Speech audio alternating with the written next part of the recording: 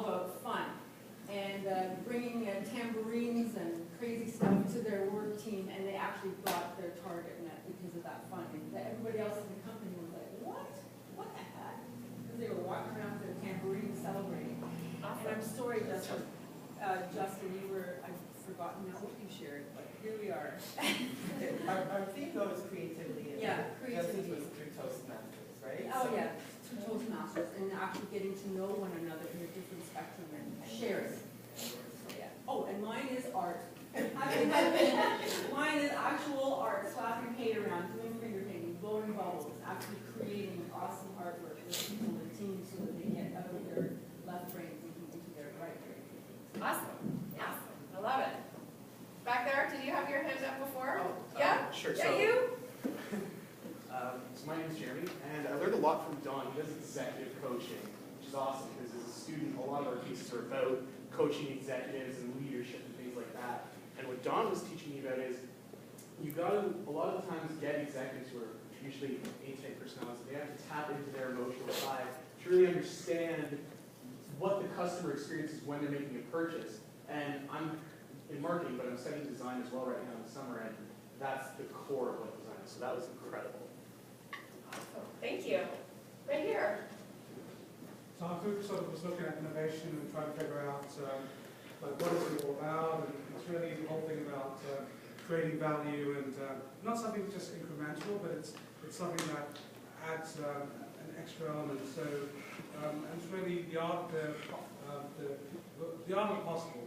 So trying to think about what's maybe things that are around, what are some unintended consequences. We're talking about the sticky notes from the freehand.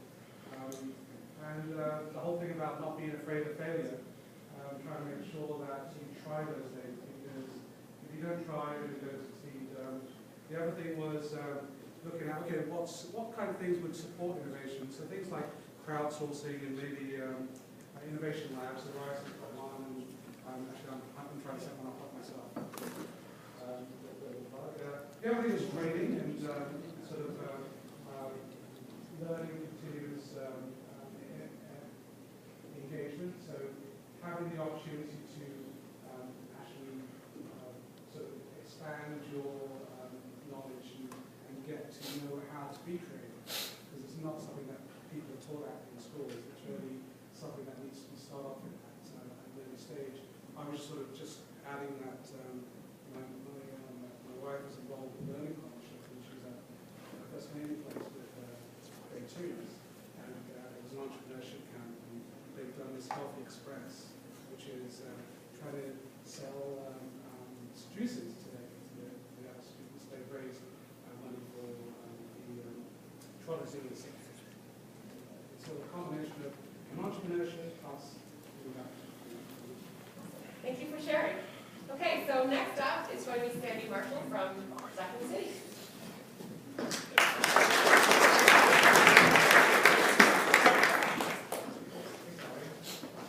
Hi everybody, how's it going? You guys doing good so far? Thank you guys so much for sharing those stories around innovation, and a really big thank you on behalf of the Second City to Tamor, Ted, Valerie, everybody from Building and Access Innovation for having this event today. My name is Sandy Marshall, and I head up the Corporate Services Division of the Second City. And so, how many of you guys have seen a Second City show before? Yeah, good, awesome. Heard a couple of words. Nice way to start. So, as you guys know, at the Second City, we've got cutting-edge sketch comedy every single night of the week here at the theater. And right across the street, we have the world's largest store of improvisation, where anybody can come to the front door and learn how to improvise, just like our actors do every single night. And then at Second City Communications, so there's three different companies here, which is the organization that I represent, we work with hundreds of companies every single year all across the world to help translate the soft skills that our actors use on stage, like thinking on your feet and presenting in more effective ways and collaborating and causing innovation, which is what I'm talking about today. We work with these companies to translate these soft skills to solve common business challenges that you have every single day in the office. So today we wanted to give you a crash course in improvisation and tie that to this idea of innovation from literally the world's best improvisers who are right here in Toronto. So I want to introduce our two facilitators for today. They need really no introduction if you've been to a Second City show or if you've worked with us in the past. The two of our very best. Please welcome Kevin Frank and Christy Bruce. Good morning, everybody. Good morning. My name is Kevin Frank. I'm Christy Bruce. And we're thrilled to be here. I'm going to give you a little bit of background. I'll start with Christy. Christy's going to tell you a little history of Second City, Sure. in case you don't know that. Yeah, in case you don't know, Second City is new to you. Second City started about 54 years ago in Chicago. We've been in Toronto for 40 years. And we've produced, me personally, I've produced, not him. I produced one, he's only 4, he's going to be a comic genius. Second City has produced people like Dan Aykroyd, Catherine O'Hara, Tina Fey, Eugene Levy, John Candy, these a lot of using the Canadian names, because I'm proud of the Canadian people. But we've been around doing this for half a century. Yes, absolutely. And along the same time, we started these theaters, we started our schools. So I'm currently the artistic director of our training center here in Toronto.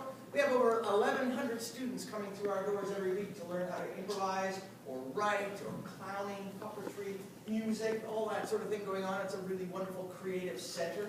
We also have an education program where we host about 25,000 school kids every school year with improv exercises that are curriculum-based, so that the students are going to know that they're learning about body language and eye contact and patterning and problem solving, but they're using through improv exercises. So this morning we're going to share a few things with you that will help you approach challenges in business by being effective communicators and great problem solvers. We're going to have some fun with some exercises. This first one is very simple. I'd like you to find a partner, someone you haven't worked with yet this morning, and find a partner and sit and face your partner. We're going to have a little exercise to challenge each other's listening